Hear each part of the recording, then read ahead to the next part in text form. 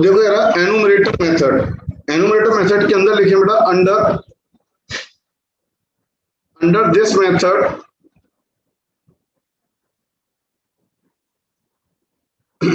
comma the questionnaires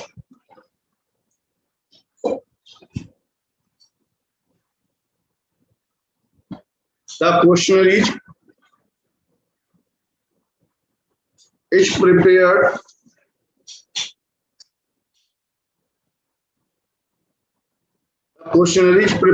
according to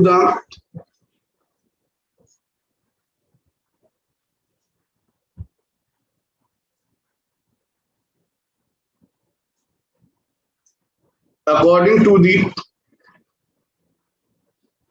purpose of inquiry.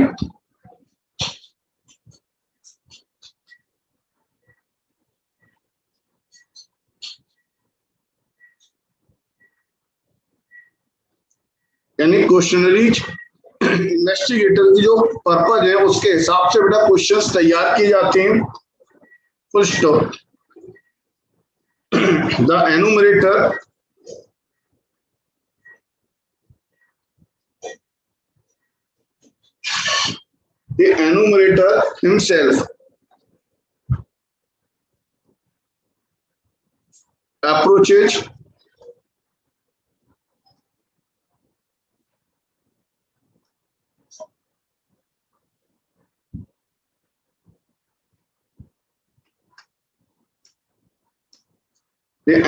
himself approaches the informants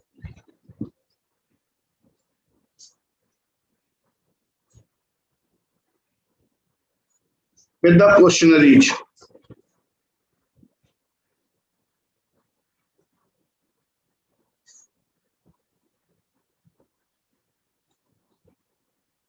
With the questionnaires. Full stop. The questionnaires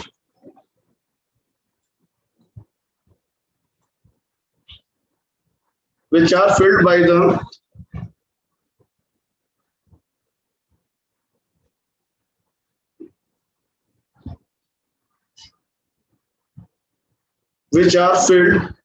by the enumerators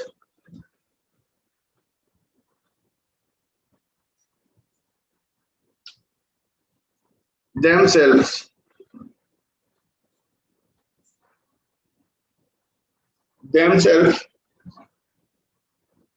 by putting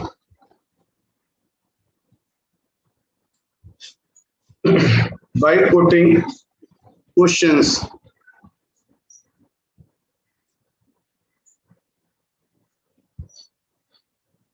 are called scheduled.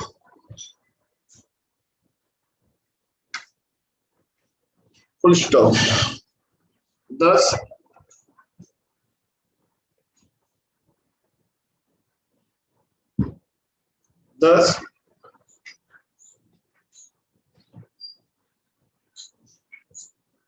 enumerator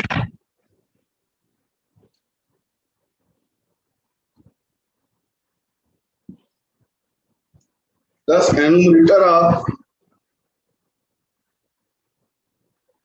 those persons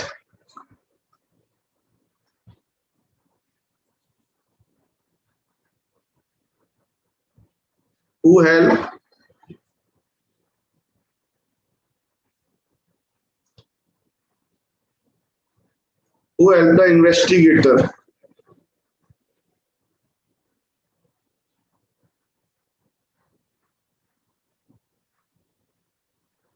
the investigator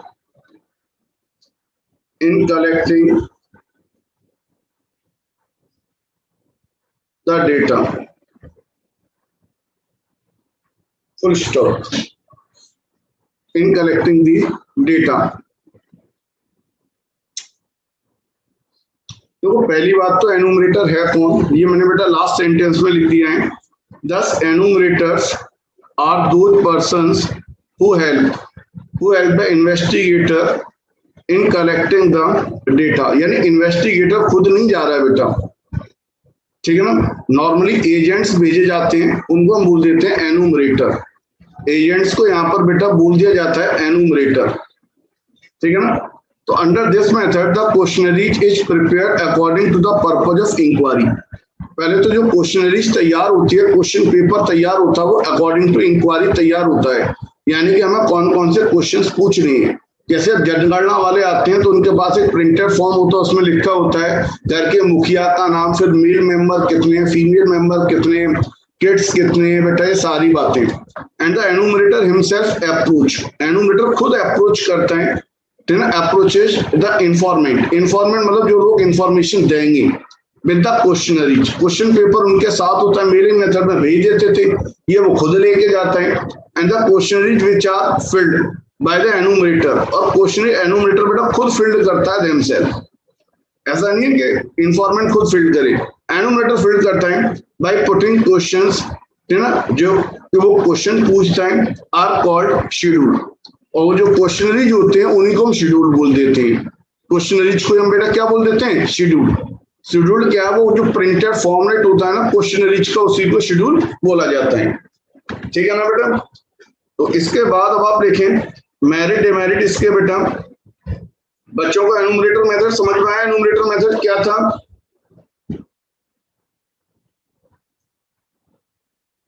कुछ तो बता दो भाई।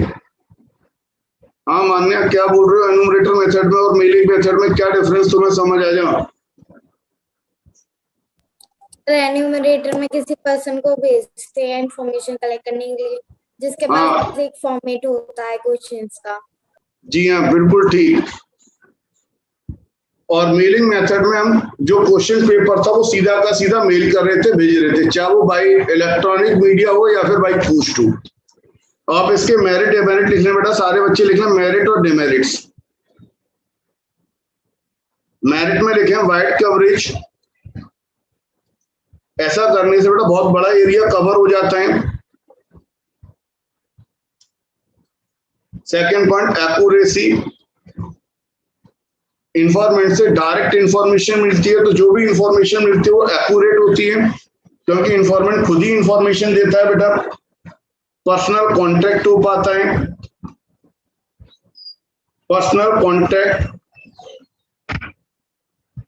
ठीक है ना बेटा।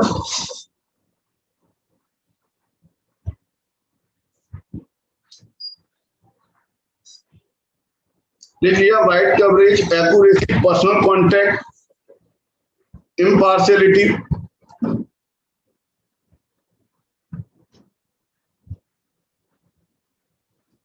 कोई भी पार्शियलिटी नहीं हो पाती बेटा, क्योंकि इंफॉर्मेंट सीधी इंफॉर्मेशन मीडिएटर को दे रहा है। अब मीडिएटर को तो अपने केवल कमीशन से मतलब है, अपने पैसे से मतलब है, इंफॉर्मेशन कलेक्ट करके वो गवर्नमेंट को दे देगा, तो वो किसी के लिए कोई भी पार्शियलिटी नहीं करेगा, कोई भी बायस नहीं होगा बेटा। इसके बाद कंप्लीटनेस, बेटा पूरी कंप्लीट इंफॉर्मेशन मिल जाती है।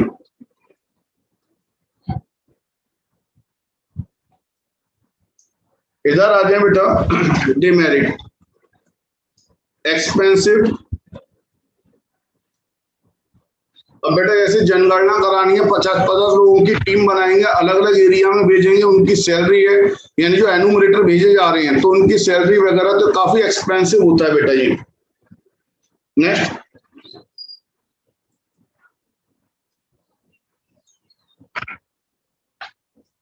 बच्चों ने लिखा नहीं लिखा बेटा? Yes, sir.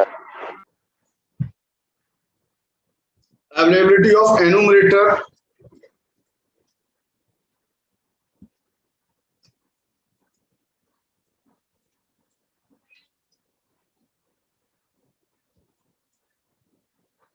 अब देखो बेटा जरूरी नहीं है कि हमें क्वालिफाइड एनुमरेटर मिल ही जाए। कभी कभी क्या होता है बेटा, क्वालिफाइड एनुमरेटर नहीं मिल पाते जो कि ठीक से इंफॉर्मेशन कलेक्ट कर सकें, ठीक है ना बेटा। जिसकी वजह से वो जो भी इंफॉर्मेशन लेकर आते हैं वो इंफॉर्मेशन कहीं ना कहीं इनकम्प्लीट भी हो सकती है। भाई अगर एनुमरेटर एजुकेटेड होगा, बढ़िया होगा, तो अच्छे से इंफॉर्मेशन लेके आएगा, और अगर एनुमरेटर क्वालिफाइड नहीं होगा, एजेंट ठीक नहीं होगा, तो कहीं ना कहीं कुछ ना कुछ छोड़ आएगा। इसके बाद टाइम कंज्यूमिंग, टाइम बहुत लगता है बेटा इसके अंदर।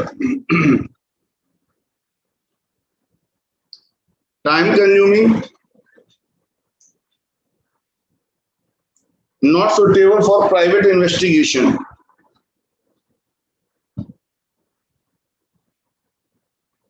नॉट सुटेबल फॉर, क्योंकि बेटा बहुत टाइम कंज्यूमिंग है, खर्चा ज्यादा होता है, तो प्राइवेट इन्वेस्टिगेशन के लिए ठीक नहीं है।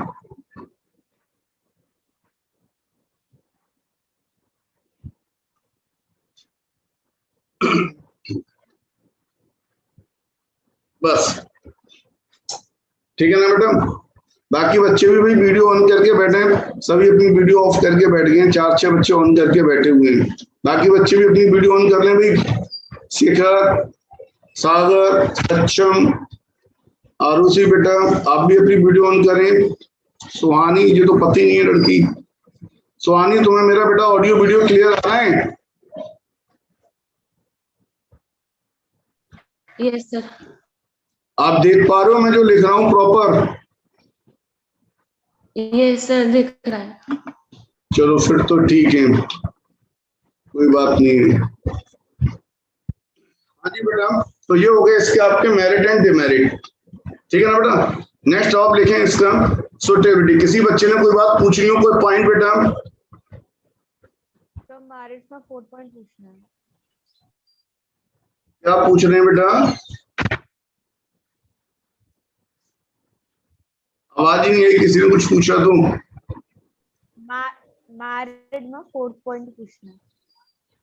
मयूरी मुझे लगता है तेरा जो हेडफोन भी खराब हो गया है, आवाज ही नहीं आ रही माइक से कुछ। बोल रही है मेरिट में 4th पॉइंट पूछना है। इम्पार्शियलिटी,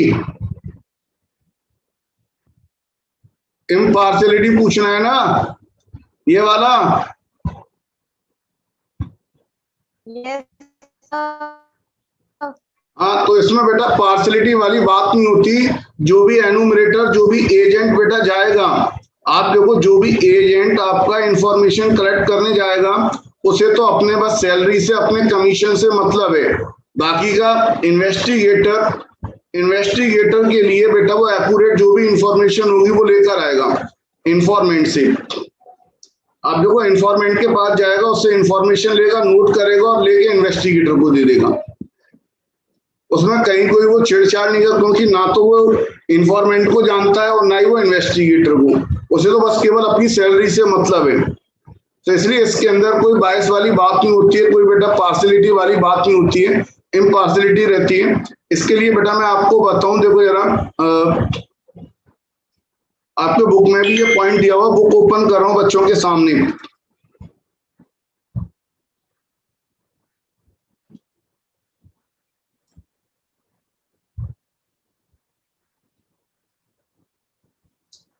तुम्हारा 11th का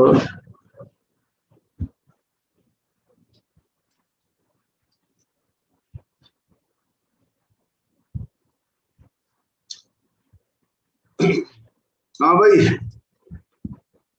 बेटा बुक ओपन हो गई होगी, चैप्टर ओपन हो गया होगा। ये मैंने इसकी पीडीएफ भी डाली हुई है ग्रुप में, बच्चे चाहें तो एक बार, तो आज ये चैप्टर कंप्लीट हो जाएगा। कुछ बच्चे इसमें नए जुड़े हुए हैं, ठीक है ना, एक दो इससे पहले भी आया था। जैसे जो भी बच्चे नोट्स बना रहे हैं तो उस नोट्स की पीडीएफ बना के एक बार शेयर कर देना।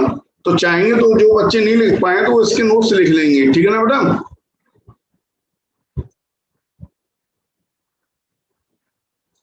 हाँ जी बेटा, ये आ गया आपका एनुमरेटर मेथड।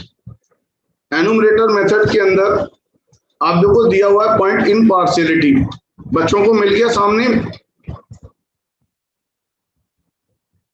बोलो भाई। This method is impartial. This is because the enumerator themselves do not need the required information. इंफॉर्मेंट को आप देखो जो एनुमरेटर है उसको अपने लिए तो कोई इंफॉर्मेशन की जरूरत है नहीं है। So they are impartial to the nature of information that they obtain. उसने जो भी इंफॉर्मेशन प्राप्त की है वो उनको एज इट इज बेटा इन्वेस्टिगेटर को दे देता है। भाई यहाँ पर क्या है, मैंने आपको बताया ना बेटा, एक बंदा हुआ इन्वेस्टिगेटर। इन्वेस्टिगेटर बेटा खुद फील्ड में नहीं जाता, वो एक एजेंट अपॉइंट कर रहे हैं। वो अपॉइंट कर रहा है अपने डाउन में बेटा एक एजेंट। एजेंट जिसको हम नाम बोल रहे हैं एनुमरेटर, और ये जा रहा है इंफॉर्मेंट के पास। इंफॉर्मेंट यानी कि पब्लिक के पास जा रहा है, पब्लिक के पास जा रहा है बेटा जो इंफॉर्मेशन देगा, इससे इंफॉर्मेशन लेगा, कलेक्ट करेगा और इन्वेस्टिगेटर को दे देगा। तो उसमें कहीं कोई छेड़छाड़ वाली बात ही नहीं है, कोई भी पार्सलिटी वाली बात ही नहीं है उसके अंदर बेटा। हाँ जी सर देन इसका पर्सनल कांटेक्ट का हुआ, वो तो फिर सर एजेंट का हुआ ना पर्सनल हाँ, कांटेक्ट। अरे तो इन्वेस्टिगेटर के थ्रू ही तो हुआ ना। अब एक बात हो, तो इतने बड़े लेवल पर हम इन्वेस्टिगेशन कर रहे हैं, तो नो डाउट हम जिस व्यक्ति को पैसा दे रहे हैं तो उस व्यक्ति के मार्फत ही तो दे रहे हैं बेटा। इन्वेस्टिगेटर खुद सब जगह अवेलेबल नहीं हो पाएगा, नहीं तो फिर वो डायरेक्ट पर्सनल आ जाएगा। हमारा जो फर्स्ट मेथड था वो क्या था बेटा, डायरेक्ट पर्सनल इन्वेस्टिगेशन। अगर हम छोटे लेवल पर काम करेंगे तो डायरेक्ट पर्सनल इन्वेस्टिगेशन, और अगर हम एनुमरेटर के थ्रू काम करेंगे तो फिर हमारा बेटा डायरेक्ट तो नहीं है, आपकी बात ठीक है, लेकिन ऑन बिहाफ ऑफ इन्वेस्टिगेटर उसका अपना एजेंट एनुमरेटर फील्ड में जाएगा और उसके लिए इंफॉर्मेशन कलेक्ट करके लाएगा।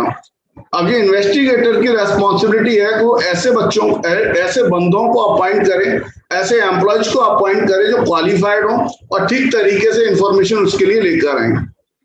ठीक है ना बेटा, चलो। Yes sir. सर एक बार आप वाइस का मीनिंग वो बता दीजिए। वाइस का मतलब होता है पक्षपात, वाइस का मतलब। BIS ना। हाँ सर। अब जैसे कि भाई अभी आयुषी भी है और आप भी दोनों लोग हैं, ठीक है ना। अब आयुषी अगर कुछ गलत भी कह रही है तो भी मैं उसका फेवर कर रहा हूं, तो इसका मतलब है मैं आयुषी के लिए, बाइस वाली बात आ गई, मैं आयुषी का पक्ष ले रहा हूं और आपको नेग्लेक्ट कर रहा हूं, आपको अवॉइड कर रहा हूं। तो बाइस का मतलब होता है जब हम किसी एक के फेवर की बात करें, चाहे वो गलत हो या सही हो। ठीक है ना बेटा। Yes sir clear. नेक्स्ट बेटा आप एने लिखे सुटेबिलिटी, लास्ट पॉइंट है इसका suitability.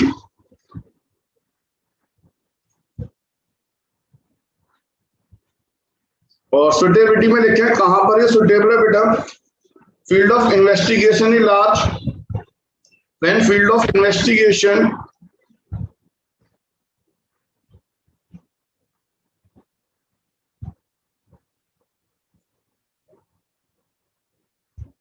is large. And beta number 2, the investigation needs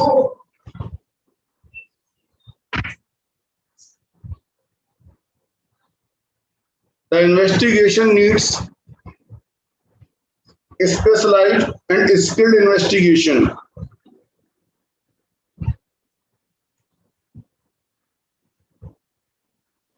Specialized and skilled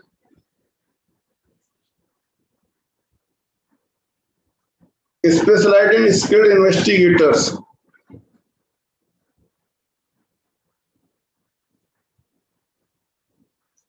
The investigation needs specialized and skilled investigators. ठीक है ना बेटा। जब हमें स्पेशलाइज्ड लोगों की जरूरत पड़ती है तो नो डाउट हम एनुमरेटर है ना रिक्रूट करते हैं, एजेंट्स को रिक्रूट करते हैं और उनके माध्यम से फिर हम बेटा इन्वेस्टिगेशन कराते हैं। ठीक है ना। तो ये हमारा बेटा चैप्टर नंबर 2 कंप्लीट हुआ। इसमें एक पॉइंट रह गया है, ध्यान दें जरा। हाँ मान्य क्या कह रहे हैं आप बताओ बेटे पहले। सर ये वाला तो फर्स्ट वाले से रिलेटेड है, मतलब हाँ, फर्स्ट वाले में बिल्कुल। वैसे फर्स्ट वाले में हम डायरेक्टली कर रहे थे और यहाँ पर हम अपने एजेंट के थ्रू कर रहे हैं। बट फर्स्ट वाले में तो स्मॉल कवरेज था, बट इसमें वाइड कवरेज कैसे हो गया? अब एक बात बताओ, वाइड कवरेज कैसे हो गया? अगर आप अपना डायरेक्ट खुद अकेले जाओगे तो अकेले शाम तक 10 लोगों से 20 लोगों से इंफॉर्मेशन कलेक्ट कर पाओगे, और अगर आप बेटा 100 एजेंट अगर आप कलेक्ट कर दोगे तो 100 एजेंट अलग अलग एरिया में जाएंगे, तो अलग अलग एरिया में जाएंगे तो अलग अलग लोगों से इंफॉर्मेशन कलेक्ट करेंगे। एजेंट तो कहीं भी अपॉइंट कर सकते हैं, बहुत सारे अपॉइंट कर सकते हैं, तो फिर वाइड कवरेज नहीं हो जाएगी। Yes sir. समझ आया ना बेटा? हाँ जी बताएं मनोरी। सर मेरा इतना डाउट है, जैसे आपने अभी बोला कि मतलब एजेंट हम अगर कलेक्ट करते हैं और बहुत एरिया में जाते हैं, सर जहाँ पे एक्सीडेंट हुआ होगा या फिर कुछ बात हुई होगी वहीं पे तो एजेंट जाएगा ना, तो उसके लिए तो सिंगल नहीं तो उसके लिए लोकल करेस्पॉन्ड बेटा वो मेथड अलग है हमारा। हमें पहले तो ये देखना है कि हमारी नेचर ऑफ इन्वेस्टिगेशन क्या है, उसी के अकॉर्डिंग ही तो हम मेथड लगाएंगे बेटा। अगर हम कोई भी किचन के अंदर रेसिपी बना रहे हैं तो सारे मेथड सारी रेसिपी के लिए सेम लेवल पे कैसे अप्लाई हो जाएंगे। First of all we decide the investigation, हमारी इन्वेस्टिगेशन किस तरीके की है, टाइप ऑफ इन्वेस्टिगेशन, उसके अकॉर्डिंग उसका मेथड चूज करेंगे बेटा। ये हमारे प्राइमरी डेटा को कलेक्ट करने के 4 मेथड थे जो मैंने आपको लिखवाए थे बेटा। अब मैं इसमें सेकेंडरी डेटा का लिखवाऊंगा और प्राइमरी डेटा को कलेक्ट करने के लिए बेटा जो 4 मेथड मैंने आपको लिखवाए थे,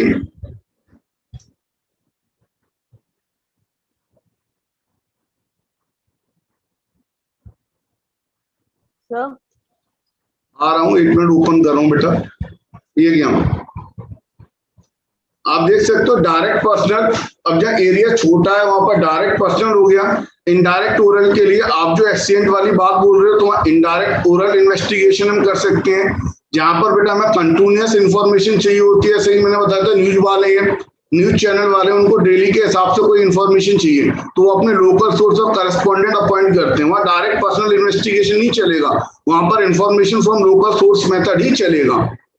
और जहां बेटा हमें सेंसस लेना है, जनगणना करनी है, गवर्नमेंट अपने कोई प्रोजेक्ट चला रही है, ठीक है ना, तो उसके लिए फिर उन्हें एनुमरेटर मेथड ही चलता है बेटा। उसी हिसाब से इंफॉर्मेशन कलेक्ट होगी। और अगर वो छोटे लेवल पर है तो आप मेलिंग मेथड से कर सकते हैं। हाँ जी बेटे बताओ जरा,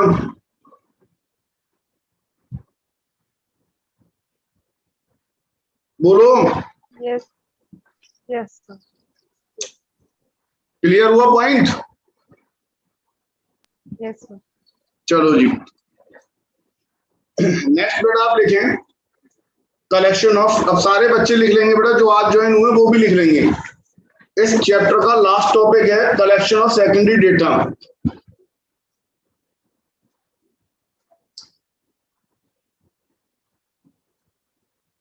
कलेक्शन ऑफ सेकेंडरी डेटा। बेटे सेकेंडरी डेटा मैंने क्या बताया था आपको? Copy paste. कॉपी पेस्ट, बिल्कुल इन शॉर्ट, कहीं पहले से रखा हुआ है उसको वहां से उठाया पेस्ट मार दिया। Data which is already available, which is already available with agencies, ठीक है ना भाई, ऑलरेडी अवेलेबल है, उस डेटा को हम क्या बोलेंगे? Secondary data. चलो जी बेटा लिख लें, और इसको हम किस तरीके से कलेक्ट करेंगे इसके लिए लिख लें, there are 2 main source.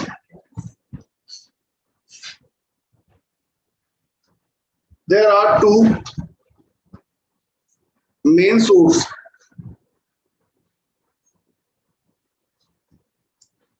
sources of secondary data.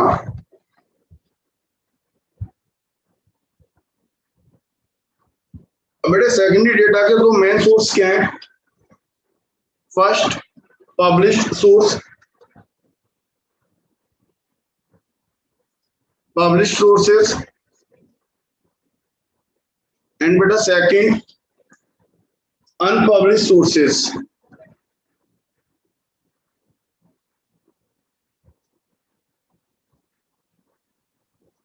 Publish sources और अनपब्लिश्ड सोर्सेस।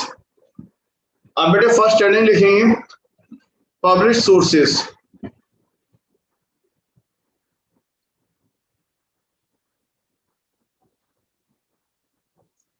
पब्लिश सोर्सेस में क्या बेटा, आप देखो इंडिया के अंदर कई इस तरीके के organization like government, semi government, हमारे रिसर्च इंस्टीट्यूशन जो भी बेटा डेटा कलेक्ट करते हैं वो उसके अपनी मैगजीन्स में, ब्रोचर्स में वो प्रिंट करते हैं, न्यूज़पेपर में, जिससे कि बाकी लोगों के लिए भी वो डेटा अवेलेबल हो सके और वो उससे अपने हिसाब से अपनी इंफॉर्मेशन कलेक्ट कर सके, वो उसको अपने लिए यूज कर सके। तो पब्लिश सोर्स का मतलब है जहां पर ये डेटा बेटा कुछ एजेंसीज ने प्रिंट किया हुआ है, वहां से हम इसको उठा लेते हैं। तो बेटा आप लिखेंगे इसके अंदर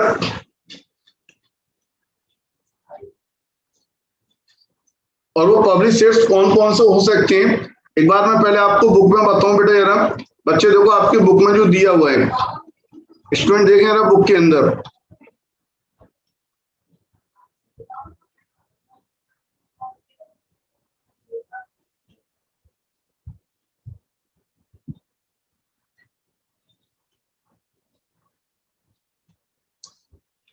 अब देखो कलेक्शन ऑफ सेकेंडरी डेटा, दो सोर्स दिए हैं बच्चों के सामने, आ गए होंगे ना बेटा। और पहला दिया हुआ आपको पब्लिश सोर्स, सेकंड दिया हुआ बेटा अनपब्लिश सोर्स। पब्लिश सोर्स के अंदर आपको दे रहे हैं some of the publish sources of secondary data are बेटा गवर्नमेंट पब्लिकेशंस, ठीक है ना। नेक्स्ट आप देखो इसी तरीके से semi government publication, report of committee and commission, publication of trade association, publication of research institution, ठीक है ना। तो ये कुछ उन्होंने सोर्सेज दिए हैं जहां से हम बेटा प्राइमरी सेकेंडरी डेटा को बेटा कलेक्ट करते हैं, ठीक है ना। तो किस तरीके से लिखने में आएगा, अभी 1 मिनट रह गया, अभी 1 मिनट के बाद क्लास बेटा बंद होगी, ठीक है ना। तो जो बच्चे खास तौर से हाथ जोड़े हैं तो वो ध्यान दें, दोबारा ज्वाइन कर लेंगे, मैं दोबारा लिंक भेजूंगा, ठीक। चलो बेटा भी है भी है नहीं भी है भी इसमें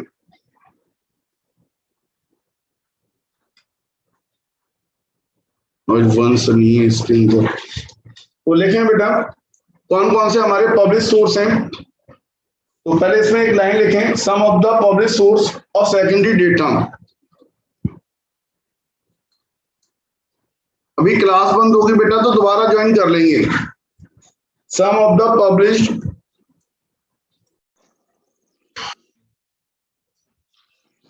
देखिए बेटा some of the published some of the published sources of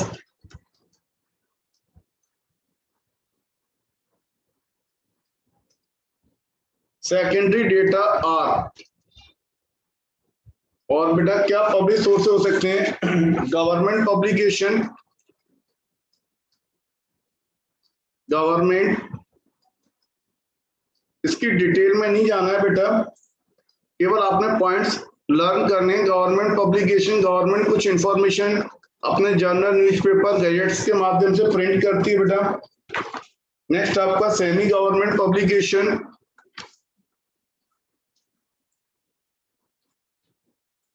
semi government में कौन आता होगा बेटा,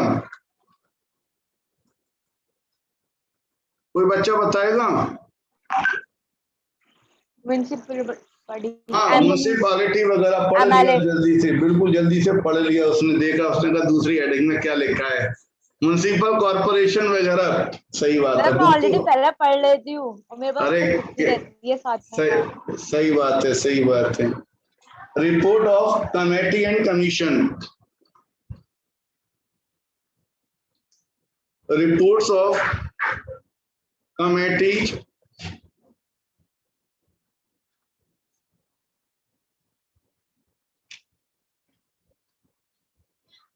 and commission, report of committee and commission. अलग अलग टाइप की बेटा गवर्नमेंट द्वारा कमेटीज बनाई जाती हैं, कमीशंस बनाए जाते हैं और वो अपनी रिसर्च करते हैं और वो अपनी रिपोर्ट को प्रिंट करते हैं बेटा, ठीक है ना।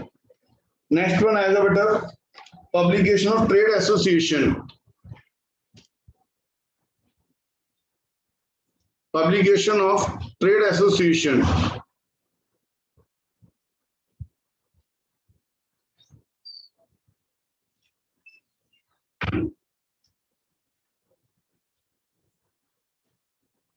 जो ट्रेड एसोसिएशन होते हैं बेटा, ट्रेड यूनियन होते हैं, व्यापारिक संगठन जिनको बोलते हैं, वो भी बेटा अपने डेटा को पब्लिश करते हैं अपनी मैगजीन्स में, अपनी रिपोर्ट्स में। Next publication of research institutions, publication of research institution,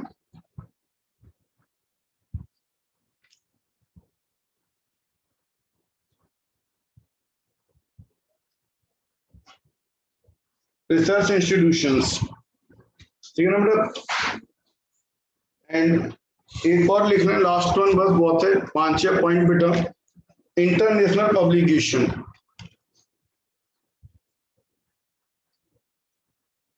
international publication, sir international publication में आपका united nation organization, international monetary fund, IMF, world bank, तो ये जो बेटा ऑर्गेनाइजेशंस हैं, ये भी अपनी रिपोर्ट वगैरह पब्लिश करते हैं। तो यहाँ से हम डेटा को यूज कर लेते हैं, यहाँ से हम डेटा को रीड कर लेते हैं बेटा, और अपने पर्पज के लिए यूज कर सकते हैं। तो कुल मिला के जहां हमें डेटा रेडीमेड मिल जाए, रेडी टू यूज मिल जाए, वो डेटा हमारा क्या होगा बेटा, सेकेंडरी डेटा, और वो हमारा हो जाएगा source of secondary data. Second आता है बेटा हमारा अनपब्लिश्ड सोर्स। अनपब्लिश्ड सोर्स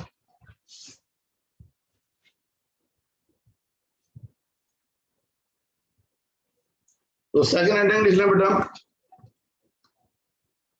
कोई बता पाएगा इसके बारे में थोड़ा सा क्या होता होगा जी?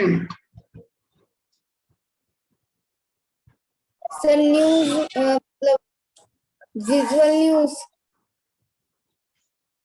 क्या कह रहे हो मान्य, दोबारा बोलो बेटा। I mean media and communication. और कोई बताएं?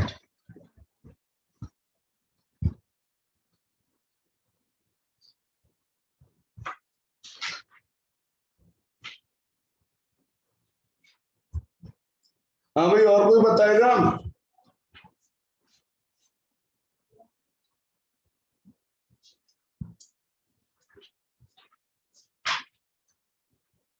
देखो, अनपब्लिश सोर्स का मतलब है जब भी कभी गवर्नमेंट अपने पर्सनल यूज के लिए या कोई भी डिपार्टमेंट अपने पर्सनल यूज के लिए कोई इंफॉर्मेशन कलेक्ट करता है, ठीक है ना बेटा, लेकिन उसे पब्लिश नहीं करता, तो उसको बोलते हैं अनपब्लिश सोर्स।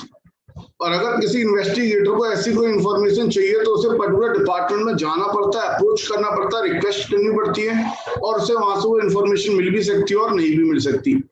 जैसे कभी कभी हमारा RBI, reserve bank of India monetary policy को बनाने के लिए, कंट्रोल करने के लिए कुछ इन्फॉर्मेशन कलेक्ट करता है, तो कभी कभी तो पब्लिश करता है और कभी कभी नहीं करता। ये कुछ बेटा कभी कभी सिक्योरिटी के पॉइंट ऑफ व्यू से होता है कि हम सारे डेटा को पब्लिश नहीं कर सकते। कुछ कमेटियां होती हैं, कुछ रिसर्च इंस्टीट्यूशन होते हैं जो इन्फॉर्मेशन, जैसे सीबीआई वाले हैं, इन्फॉर्मेशन कलेक्ट करते हैं लेकिन पब्लिश नहीं करते, बाद में एक स्टोरी बना के पब्लिश कर देते हैं। तो जरूरी नहीं है कि सारा डेटा पब्लिश हो जाए। तो जो डेटा पब्लिश नहीं किया जाता उसको बोलते हैं अनपब्लिश सोर्स। तो लिखना बेटा, these data are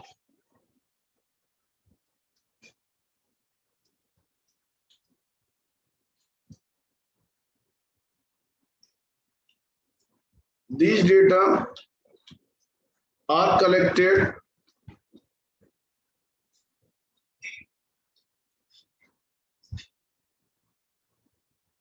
by the government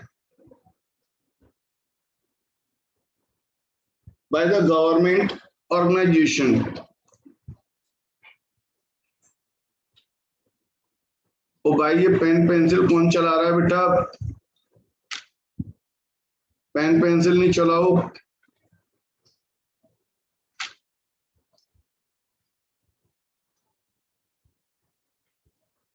These data are collected by the government organization and other, generally for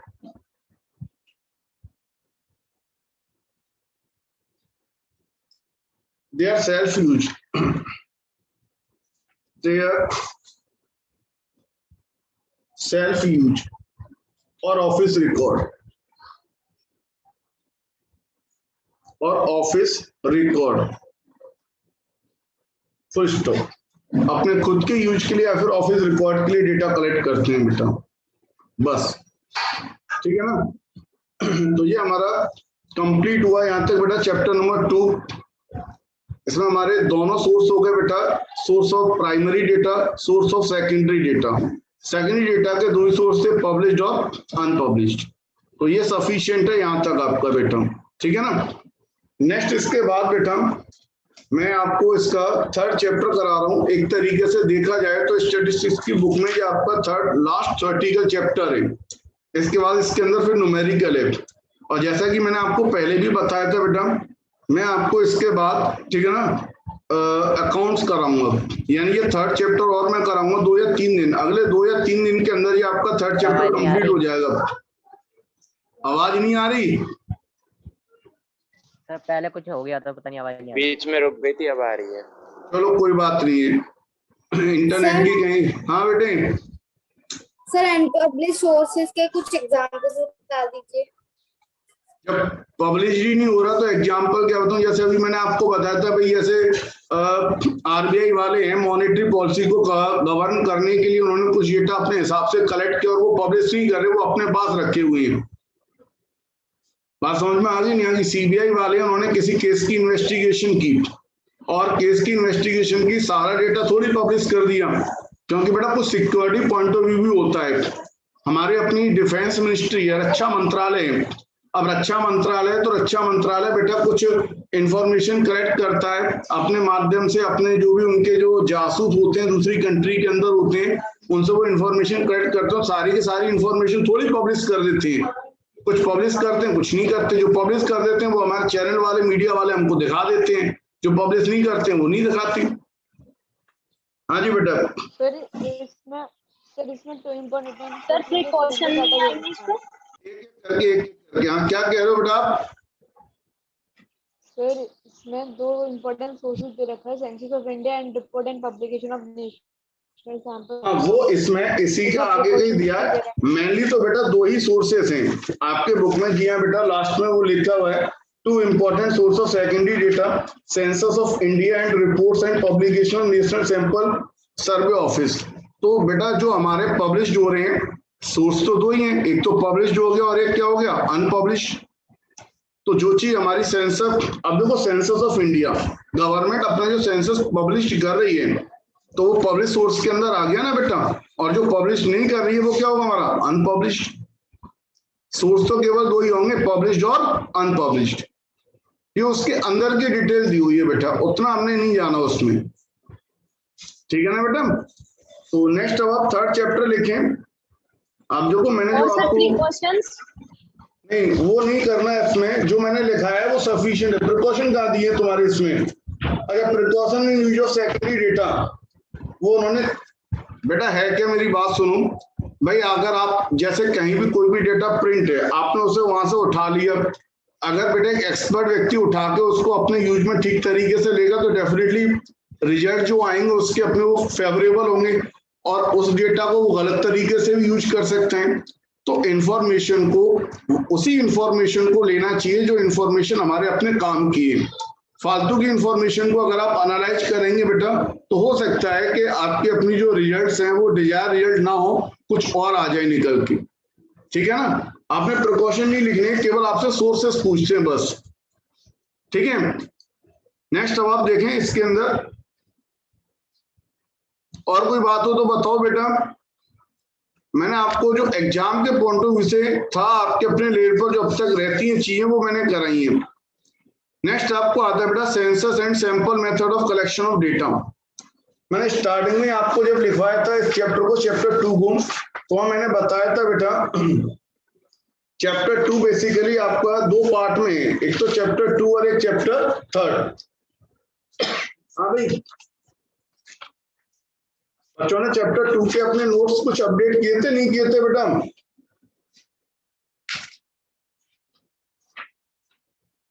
कुछ तो बोलो।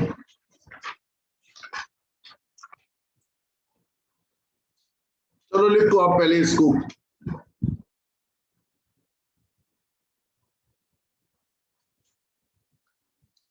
लिखो बेटा chapter 3 collection of data,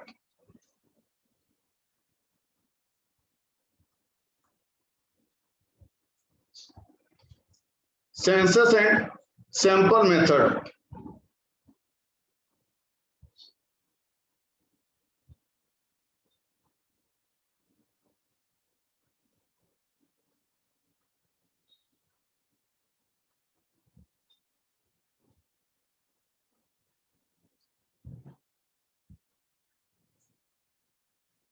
census and sample method.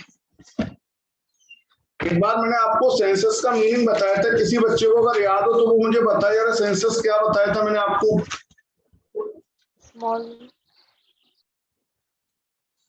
Small बताया था या सेंसस का मतलब यूनिवर्स बताया था मैंने आपको? सेंसस का मतलब होता है बेटा यूनिवर्स, यूनिवर्स, या फिर इसको हम कह सकते हैं पॉपुलेशन, लार्ज। ये बेटा पूरी इकोनॉमिक्स में याद रखना आपने। और सैंपल का मतलब था स्मॉल। ठीक है ना बेटा? तो collection of data, census and sample method. आप लिख लें इसके अंदर बेटा, there are two method of collection of data. There are two methods of collection of data. First, census method. Second beta, sample method.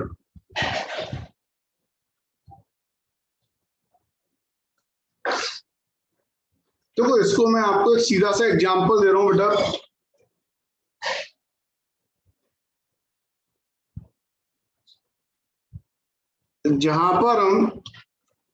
जहां हमें डिटेल इन्वेस्टिगेशन की जरूरत होती है, जहां पर हमें डिटेल इन्वेस्टिगेशन की जरूरत होती है, वहां पर हमने बेटा पूरे यूनिवर्स का डेटा कलेक्ट करना होता है, पूरे यूनिवर्स का। यानी कि आप कह सकते हैं जब जैसे जनगणना करनी है, तो जनगणना का मतलब ये हो गया कि प्रत्येक परिवार में कितने मेंबर हैं ये हमें पता लगाना है। अब इसको हम सैंपल मेथड से पता नहीं लगा सकते, इसके लिए हमें सेंसस मेथड ही फॉलो करना पड़ेगा। ठीक है ना बेटा? अब बात आती है सैंपल। अगर हमें किसी व्यक्ति की ब्लड की रिपोर्ट की जांच करनी है, उसका हीमोग्लोबिन पता लगाना, उसका ब्लड ग्रुप पता लगाना है, तो ब्लड ग्रुप पता लगाने के लिए, उसका हीमोग्लोबिन पता लगाने के लिए, उसको डायबिटीज है या नहीं है, उसको भाई ये चीजें पता लगाने के लिए क्या उसकी बॉडी का सारा रक्त हम निकाल लेंगे, पूरा ब्लड निकाल लेंगे तब टेस्टिंग करेंगे? 2 बूंद से टेस्टिंग हो जाएगी? 2 बूंद से हो जाएगी। 2 बूंद से ही हो जाएगी। अगर पूरा सेंसस, कहने का मतलब है अगर तुमने पूरा यूनिवर्स, पूरा ब्लड ही निकाल लिया उसके शरीर का, तो फिर बेटा वो राम नाम सत्य हो जाएगी, उसको तो फिर तो रहनी ही नहीं है। तो इसीलिए बेटा कुछ हमारे इन्वेस्टिगेशन ऐसे होते हैं जहां पर हमें सैंपल, आपने देखा होगा अक्सर जब भी हम टेस्टिंग कराने आते हैं तो सैंपल की बात होती है, तो वहां पर हम सैंपल मेथड को फॉलो करते हैं। और कुछ हमारे बेटा फील्ड इन्वेस्टिगेशन के फील्ड इस तरीके के होते हैं जहां पर हमें डिटेल इन्वेस्टिगेशन की जरूरत होती है, पूरे यूनिवर्स को 1 by 1 चेक करना होता है, तो वहां पर फिर हम सेंसस मेथड को फॉलो करते हैं। जैसे कि मैंने आपको एग्जांपल दिए, एक तो एग्जांपल दिया जनगणना का। तो अगर आप जनगणना कर रहे हैं तो जनगणना में आपको प्रत्येक परिवार के अंदर जाना पड़ेगा, तभी पता लगेगा कि भैया किस परिवार में कितने मेंबर हैं। आप ये नहीं कह सकते कि मोहल्ले किसी भी एरिया में, किसी भी मोहल्ले में आप गए, आपने 10 फैमिली में देखा, उसका एवरेज निकाल लिया, आपने कहा भी एक फैमिली में 5 मेंबर होंगे, तो अब ये नहीं कह सकते कि फिरोजाबाद की सारी फैमिली में 5 मेंबर है। एक आध परिवार ऐसा भी हो सकता है किसी के यहाँ 12 बच्चे हों, किसी के 18 बच्चे हों। और सर इतने नहीं होते, अब कहीं पहले होते थे। तो बेटा आज भी कुछ इस तरीके के फैमिलीज हैं जहाँ बेटा एक घर में वो जाओ तो पूरी धर्मशाला मालूम पड़ती है, 20-20, 25-25, 30-30, 50-50 लोग एक ही परिवार में रह रहे हैं। तो वो तो जब एक्चुअल में जनगणना होगी तभी तो पता लगेगा। तो जब डिटेल चेकिंग करते हैं, बड़े स्तर पर चेकिंग करते हैं, पूरे यूनिवर्स की चेकिंग करते हैं, तो उसको बोलते हैं सेंसस। और जब उसी यूनिवर्स में से बेटा किसी एक थोड़े से सैंपल को निकाल के चेकिंग करते हैं, तो इसको हम बोलते हैं क्या? सैंपल। पहले तो वर्ड समझ में आया चैप्टर का, वर्ड सेंसस और सैंपल। सेंसस यानी कि डिटेल और सैंपल यानी कि उसी डिटेल में से थोड़ा सा। समझ में आया नहीं आया बेटा? Yes sir. हाँ, मम्मी जब सब्जी बनाती है और अगर आपको टेस्ट करा रही है तो एक छोटा सा सैंपल देती है चम्मच में, बेटा जरा चेक करके देखियो, बताइयो इसमें नमक मिर्च मसाले ठीक है नहीं है। वो ये थोड़ी है कि पूरा का पूरा खा ले और उसके बाद बताइयो कि ठीक है कि नहीं है। पूरा तुम ही खा लोगे तो फिर बचेगा क्या उसमें? सेंसस पूरा, सैंपल छोटा। समझ में आ गई? उसी पूरे में से छोटा। तो फटाफट से 2 लाइन लिख लें पहले तो। हेडिंग लिखना है सेंसस मेथड।